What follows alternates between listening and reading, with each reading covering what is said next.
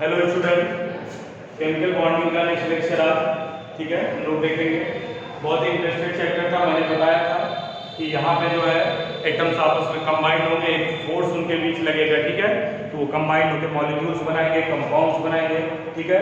क्योंकि एटम्स जो है इंडिपेंडेंटली अनस्टेबल होते हैं, all atoms wants to be stable position, okay. उसके लिए उसे क्या करना पड़ता है, transfer of electron, share of electron, okay, बहुत सारी चीजें उसको करनी पड़ती हैं। अभी हर एटम का अलग अलग क्या होता है, कॉन्सेप्ट होता है, कैसे वो कंबाइन होता है, ठीक है। तो ये हम बताएंगे, डिफरेंट टाइप्स ऑफ बॉन्ड होते हैं, वो सब चीजें बताएंगे। और सबसे पहले तो जो सबसे इंपॉर्टेंट है क्वेश्चन लेवल से अप्रोच का जो कॉन्सेप्ट था, वो ऑक्टेट रूल क्या होता है। ऑक्टेट रूल, ऑक्टेट रूल ये सबसे इंपॉर्टेंट कॉन्सेप्ट है, ऑक्टेट रूल वाला। क्योंकि all atoms wants to be complete their octet, okay, in outer most shell, ठीक है। सभी एटम्स चाहते हैं हमारे आउटर मोस्ट सेल में 8 इलेक्ट्रॉन। 8 इलेक्ट्रॉन जो है नोबेल गैस को वेरी करता है, क्योंकि नोबेल गैस में ऑल नोबेल गैस से in outer most shell of 8 electron, but except helium, helium only has 2 electrons, okay. Helium में 2 इलेक्ट्रॉन, बाकी सारे नोबेल गैसेस में कितने होते हैं, 8 इलेक्ट्रॉन्स होते हैं। तो यहाँ हम देखते हैं आपके रूल्स क्या है। All atoms combined to complete their octet, जितने एटम्स होते हैं कंबाइंड होते हैं किस लिए, अपने ऑक्टेट को कंप्लीट करने के लिए। एक यही कॉन्सेप्ट है ऑक्टेट रूल का। यहाँ पे हम देखते हैं all the atoms combined to complete their octet or duplex, all the atoms complete their octet, all the atoms complete their octet or duplicate, all the atoms complete their octet or duplicate, all the atoms complete their octet or duplicate. Clear हुआ? It is called octet rule. It is called octet rule. बेटा ये पूरा chemical bonding का जो भी atom का combination है, combined होना, वो सब सारा जो है कंपेयर किया गया है नोबेल गैस कॉन्फ़िगरेशन से। मेन बेस्ड हमारा क्या होगा, नोबेल गैस, क्योंकि नोबेल गैस में आउटर मोस्ट सेल जो होता है वो 8 इलेक्ट्रॉन से कंप्लीट रहता है। 8 इलेक्ट्रॉन सब में होते हैं। 8 इलेक्ट्रॉन एक स्टेबिलिटी की पोजीशन बताती है, ठीक है। तो सारा एटम इस भागा दौड़ा में लगा रहता है कि उसको 8 इलेक्ट्रॉन बनाने आउटर मोस्ट के अंदर, तो उसके लिए वो जो भी सिचुएशन बन पड़ती है एटम की वो करता है, ठीक है, अपने प्रॉपर्टी के अकॉर्डिंग, ठीक है। यहाँ पे हम देखेंगे पहले electronic configuration of inert gases, ठीक है। डुप्लेट मतलब आउटर मोस्ट में 2 इलेक्ट्रॉन, कुछ एटम्स होंगे वो अपने आउटर मोस्ट में 2 रख के स्टेबल होंगे, मतलब something like that electronic configuration helium, okay. यहाँ पे देखते हैं electronic configuration, electronic configuration of noble gases, noble gases. ध्यान से देखिएगा, बहुत कुछ समझाने वाला है electronic configuration of noble gases, या उसे हम इनर्ट गैसेस भी बोलते हैं। क्या बोलते हैं, इनर्ट गैसेस, इनर्ट गैसेस, ठीक है। ये एक पीरियोडिक टेबल के 18 ग्रुप में प्रेजेंट होती है, ठीक है। यहाँ पे देखते हैं, पहले तो हम यहाँ लिख लें इनर्ट गैस और वो इलेक्ट्रॉनिक कॉन्फ़िगरेशन। इनर्ट गैस बहुत आसान लेसन है, इलेक्ट्रॉनिक कॉन्फ़िगरेशन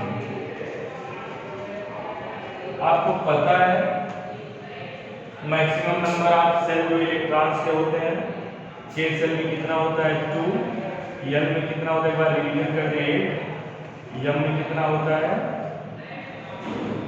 18, एल में कितना होता है 32।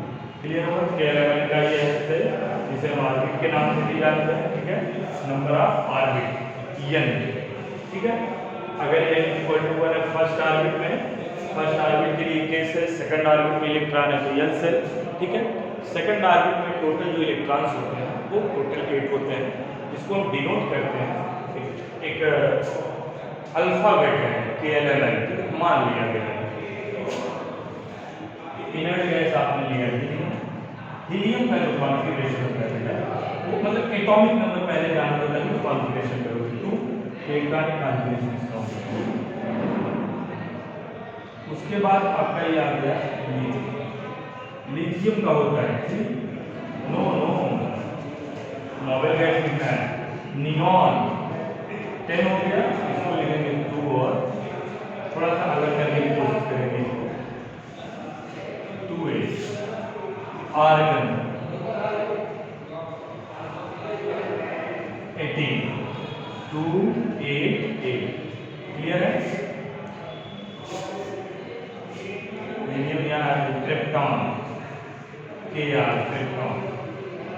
अभी मैंने बोला था कि एक एटम से दूसरे एटम के बीच जो गैप होगा 2 8 8 18 18 30 8 का गैप 10 8 का ही अब यहाँ पे 18 36 हो गया। उसको लिखते हैं 2 8 18 देखिए 2 8 18 8, ठीक है, गलत ना होने पाए। जेनान का कितना होता है 36 में 18 ऐड करो तो 54 आएगा। और जीनान का मैंने गलत सिंबल लिखा एक्स ई होता है, बार मैं या नहीं लिखता हूँ, मुझे बदलना पड़ता है बार एक्स ई जेनान हो। क्लियर है। अभी जेनान का हम देखेंगे यहाँ पे 2 8 18 32 चेक कर लेते हैं गलत तो नहीं कहीं पे, गलत है 32 मत भरो भी 18 भरो और 8 भरो, ठीक है। और रेडान का 32 ऐड कर लो इसमें 86 आ जाएगा। कितना आ जाएगा 86 आ जाएगा।